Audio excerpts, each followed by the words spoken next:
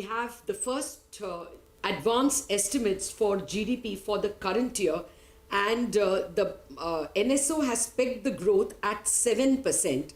This is a little better than the 6.8% that the RBI is working with and the 6.9% that our poll indicated. So the NSO is a little more confident of growth. The GVA is coming in at 6.7%, and I think our poll had a slightly lower number of 6.6%. So just a minute.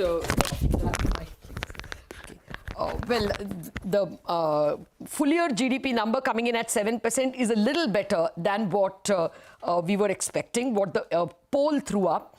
More importantly, we have to look at the nominal GDP. The nominal GDP is expected to grow at 15.4%. This is almost in line with what the CNBC TV18 poll said. The poll said that the growth will be about 15.8%. So it's almost in line, just a little lower, the nominal GDP. Now, remember, the budget had expected the nominal GDP to grow by only 11.1%. to 258 trillion rupees. At 15.4, the GDP will come to about 267 trillion, which means the government has a little more leeway when it comes to the fiscal deficit. The fiscal deficit can increase by about 50,000 crore rupees. Compared to the 16.6 trillion, they can go to about 17.1 trillion. That is the advantage of the nominal GDP being higher than what the budget estimated. The government is estimating it to come in at 15.4 trillion. Now, other growth numbers, 3.5% is the growth in agriculture. Our poll had forecast 3.8%, so mildly lower than that. The manufacturing sector is expected to grow by 1.6%. Our poll had thrown up only a 0.4% growth. So clearly, manufacturing is expected to pick up in the last quarter, according to the NSO. Construction sector expected to come in at 9.1%. When private final consumption growth is expected to come in at 7.7%. Our poll was much more positive, expecting a 10.5% growth. Government consumption, 3.1%. That's exactly what our poll also threw up. Capital formation coming in at 11.5%, according to the NSO. And our poll came in at, I think, 10.5%. So pretty close from what the street was expecting. Only a little better as far as real GDP is concerned, and marginally lower when it comes to nominal GDP. Those are the numbers so far. We will keep updating you as we go along. Let's get to our experts first. We have Devendra Pant, the Chief Economist from India Ratings, joining us. And in a minute, Dr. Pronab Sen, the former Chief Statistician, will also be with us. Okay, Dr. Sen is with us. And Abhishek Upadhyay, the economist from ICICI Securities, PD, will also be joining us. Good evening, gentlemen. Thank you very much. Dr. Sen, 15.4, people were expecting closer to 16% growth in nominal GDP. Your first thoughts, 7% and 15.4, real and nominal. 7% is pretty much along expected lines. And but again, I think that's something that our viewers should know. Mm-hmm. What this implies is that the growth in the last half of the year will not be very much higher than 4.5%, a little bit higher than that, right? But as far as 15.4% is concerned, I think the NSO is expecting inflation to come down faster than even possibly the RBI has. Mm. Okay, so, yes. I think there's a little bit of optimism built into that. But there would be a lot of WPI inflation that goes into the nominal GDP, right? Well, but you know, WPI inflation, in fact, has come down very sharply.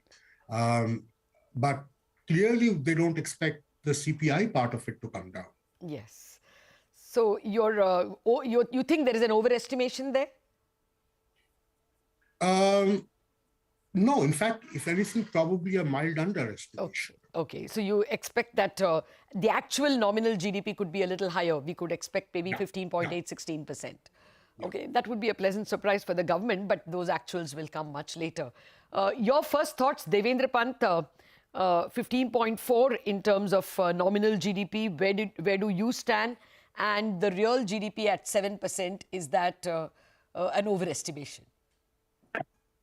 Lata, as Dr. Sen said, it's more on the expected line. We were expecting, say, 10 basis point higher than what was our estimate. We were expecting it to be at 6.9%.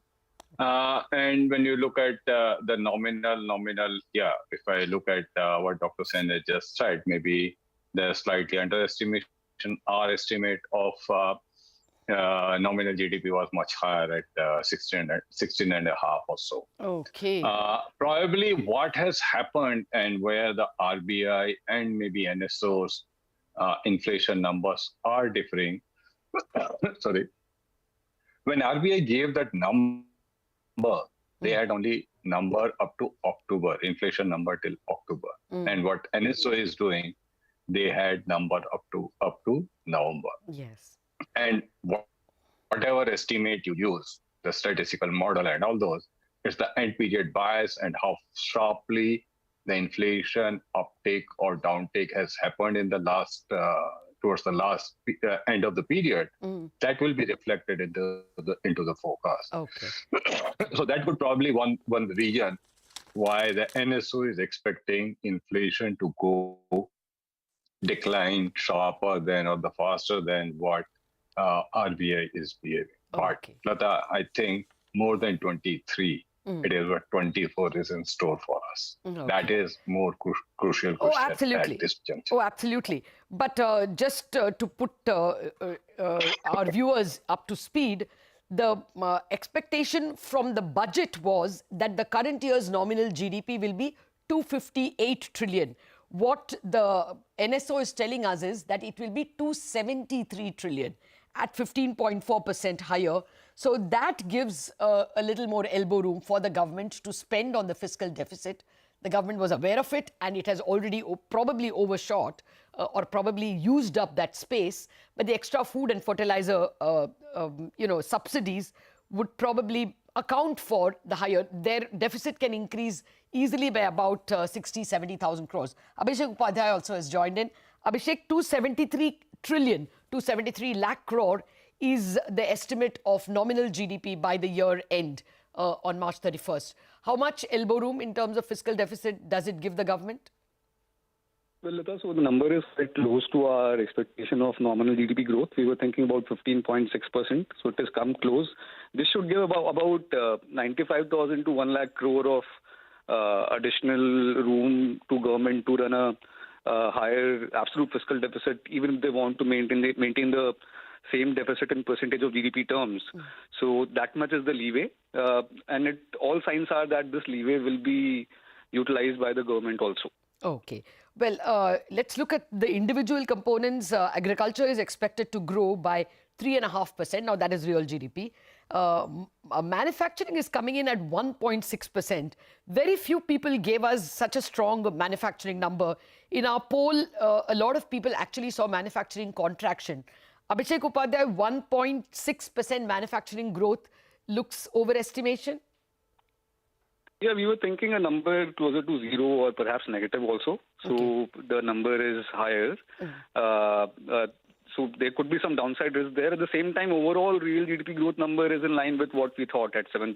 So there could be some shift in internals when the revisions come up, and typically meaningful revisions happen around provisional estimates. So there could be some change in internals, but overall number 7%, which implies about 4.5% GDP growth in the back half of the year, is in line. The only caveat I will point here is, the interpretation generally is 4.5% growth is very weak. It is not so because in each of the previous two fiscal years, in the back half of the year, growth was very strong because the incidence of pandemic and lockdowns, etc., was more spread out over the first two quarters. So 4.5% growth understates the kind of growth momentum that is required to achieve 7%. So there could be some downside risk there still, but overall number is in sync with our view. Okay. Private final consumption expenditure coming in at 7.7%. We had got a much stronger estimation. The total comes to about 90 lakh crore. It looks like a fairly strong number at 90 lakh crore. Abhishek, any thoughts on that? Private final consumption expenditure? Yeah, so consumption expenditure, typically, there are the widest uncertainty bands around that estimate. I prefer to look at the GVA subcomponents compared to the expenditure side subcomponents. And on that side also, the trade hotels number looks reasonably high. It is possible we could get those numbers. Some of the high frequency indicators such as GST collections, etc., have held up.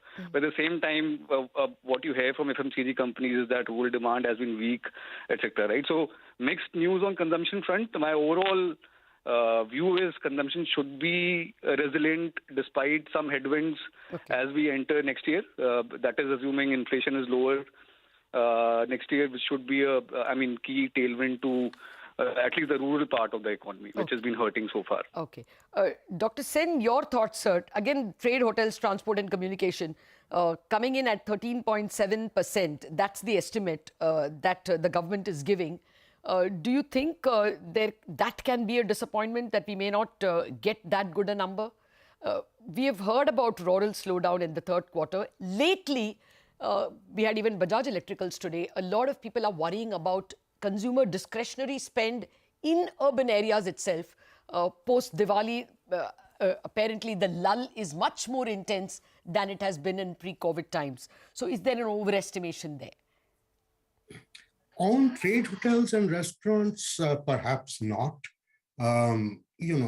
This is precisely the sector which has actually been driving the economy for the past 7-8 months. Okay. So, that doesn't surprise me too much at all. Okay. I'm perfectly okay with that. The consumption number, on the other hand, does surprise me a bit. Okay. I think it's a lot stronger than I would have expected, simply because of the problem with rural demand. And what this is saying, in effect, is that urban demand, urban consumption is going up much, much faster than what we had expected. Okay. Well, there could be a disappointment there if you go by the anecdotal data that we are getting from corporates for the third quarter. But Devendra Pant, as you pointed out, I think the bigger question now is what kind of assumptions can we run with for the next year? Because after all, this is the first step to the budget building. What would be a legitimate nominal GDP forecast on this 273 lakh crore that the economy is expected to reach by March 31st? What should the budget assume?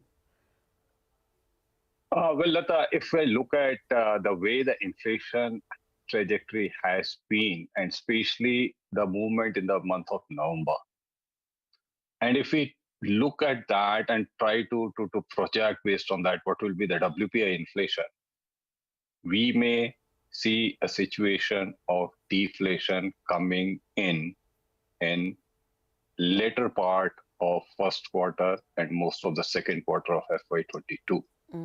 So as we had seen earlier, we may have a situation, the second quarter nominal GDP growth may be lower than the real GDP growth.